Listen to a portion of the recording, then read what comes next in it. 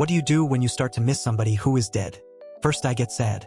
And that makes me wish I could have done things differently. And then I remember there are a lot of people in my life who are still alive, but won't be forever.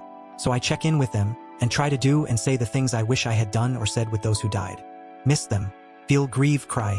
Know that the grief is the other side of love, expressing how much you value the deceased and bringing them alive in you. Thank them, talk about them, talk to them, learn more from your memories of them. Say their name. Gather with others to remember them. Wish them well and invite them to move on. You also have the option to not assume they are gone. Conservation of energy is a fundamental law of nature. Continuation of consciousness can be verified throughout life. Sane societies don't assume beings are merely material. In fact, the material aspect is the least real, the most changeable and ephemeral. You can verify this for yourself. The average person eats between 35 and 55 tons of food in a lifetime. The body is constantly changing. But the witnessing awareness has always been there, stable, unaging. The I who saw the Grand Canyon at 7 years old and the I who experiences New York City at 65 are the same. That awareness has not aged. It is like an ageless mirror or movie screen upon which the whole story of life unfolds. Finally, you can use the energy of missing and the poignancy of your memory of the deceased to better wake up to and understand your own impermanence and certain death. You can take steps to live well and completely, today, not assuming that even another day will be guaranteed to you or your loved ones, and prepare to die a good death rather than one avoided, rejected, feared as if it's a tragic surprise. I try to think of something else.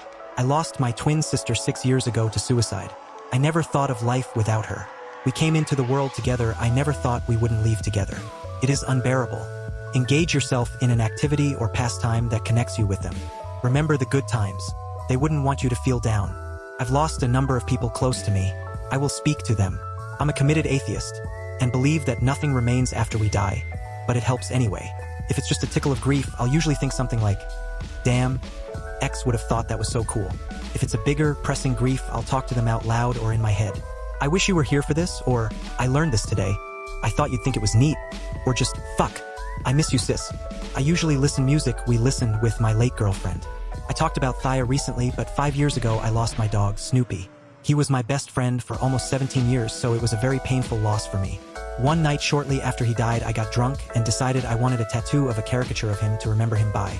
I asked my room/best human friend to draw it on my right forearm, since I am right-handed and it was hard for me to do. Well, it was even harder to try and tattoo myself with my non-dominant hand, and the result was a very sloppy tattoo. Even though it looks bad, it's my most cherished tattoo because it's such a raw expression of emotion. Whenever I miss him, I look down at that goofy face on my arm and remember all the happiness that he brought me and all the great memories we made together.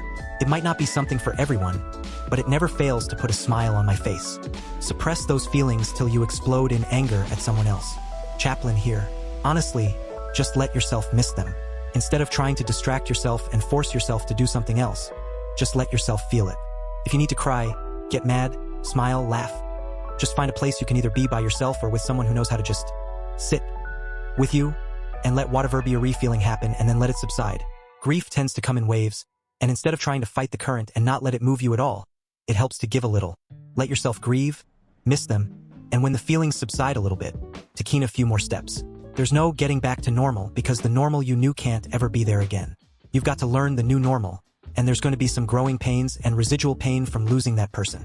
Just let yourself be yourself and don't try and condemn any feelings you might think are bad, i.e. anger, sadness, crying, etc. They're just sensations like pain, tickling, etc. They're telling your body something, in this case, that you're hurt. So let yourself be hurt and give yourself time to heal. Just be patient with yourself. Dad died in 2004, Mom in 2017. I haven't stopped grieving for them yet. Mainly I cry, go visit their resting place, and talk to them. I write them a letter. Trigger warnings. Murder, violent content. My mother was murdered when I was 16. It was quite difficult to find closure, since she was shot with an AK-47 in the face, while working in our small grocery store, owned by a few past generations of my father's family. We lived in Mexico at the beginning of the drug war. My mother's face was disfigured to a point that it seemed fake. It had to be reconstructed with what seemed like wax. I was in shock for a few years, possibly until 19 years old. I kept believing she had staged her murder so that we could run away. Obviously, I was mistaken. I even believed for a moment she had staged her death to run away with a lover. The mind in shock will come to irrational conclusions.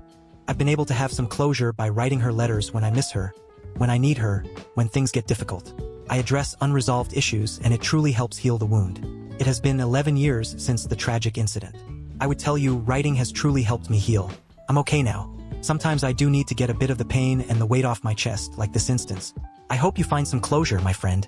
I talk to them sounds stupid, but I just talk to them about how much I miss them and about my day. It takes a while and is definitely better done alone, but it just gives you a chance to vent out without making anyone else have to burden your info. Think how much she is bragging to God. My gran wanted nothing more than to see all her grandchildren go to uni. She died a few days before I started my application. Now we are waiting for my final grades to see if I got in.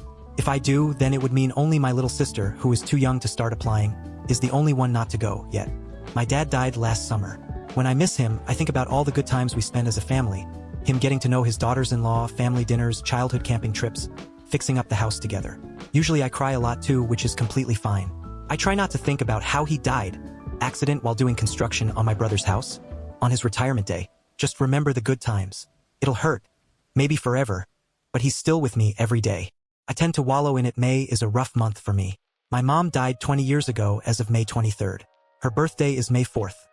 Mother's Day is in May. Constant reminders. But missing her is my reminder she was here.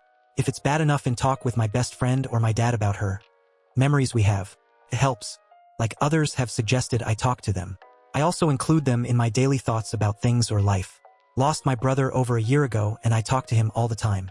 He still makes fun of me, picks on me, congratulated me, and helps me make decisions. I was at his house doing some work this past Christmas time. The house was built by my grandfather, who I never met.